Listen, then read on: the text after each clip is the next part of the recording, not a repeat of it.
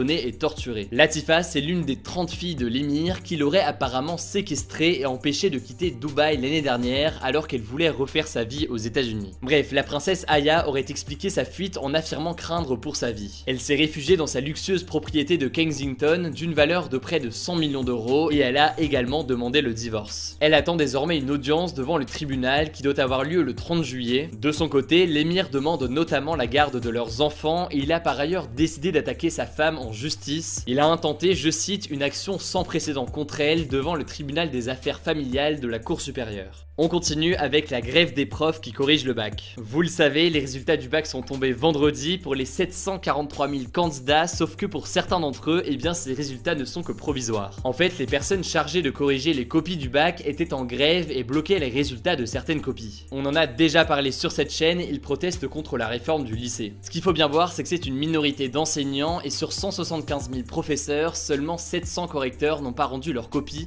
selon le ministre de l'Éducation Jean-Michel Blanquer. Le ministre a d'abord émis des réserves avant d'annoncer que tous les candidats du baccalauréat auraient leurs résultats vendredi 5 juillet. En l'occurrence, c'est vrai, sauf que pour un petit nombre d'élèves, eh bien les résultats sont provisoires. En effet, si certaines notes du bac manquaient, eh bien elles ont été remplacées par les notes du contrôle continu pendant l'année. Par exemple, si vous n'avez pas eu votre note au bac de maths, eh bien c'est votre moyenne de maths sur l'année qui a été prise en compte. Bien sûr, cette situation elle est provisoire et les notes du bac seront rendues en début de semaine prochaine a priori. Si jamais vous êtes concerné, et normalement vous le savez, et bien c'est donc à ce moment-là que vous aurez vos résultats définitifs, et si la note du bac est finalement meilleure que votre moyenne provisoire, et bien elle sera remplacée. Vous avez compris, au final c'est donc la meilleure des notes qui sera retenue. Créteil, Versailles et Toulouse sont les académies les plus touchées par ces problèmes de copie selon le ministre. En tout cas, j'espère que ça s'est bien passé pour vous, et bon courage à ceux qui sont en rattrapage, dernière ligne droite avant les vacances. On va maintenant parler du rappeur Lil Nas X, auteur du titre Old Town Road. L'artiste a fait son coming out dimanche dernier et c'est pas forcément une actu en soi, mais je tenais à le préciser puisque l'homosexualité est encore très tabou dans le monde du rap. Bref, si on parle de lui, c'est surtout pour son tube Old Town Road, un mélange de country et de rap. Depuis 13 semaines, il est au premier rang du classement Billboard des musiques les plus écoutées aux États-Unis et c'est la chanson de rap qui est restée le plus longtemps numéro 1 de ce classement, détrônant notamment Wiz Khalifa, les Black Eyed Peas ou encore Eminem. Si ça marche aussi bien, c'est notamment parce que Lil Nas X a fait un énorme coup de marketing. Je vous explique, tout a commencé en décembre 2018 quand la chanson a été postée sur YouTube avec un clip composé d'extraits du jeu vidéo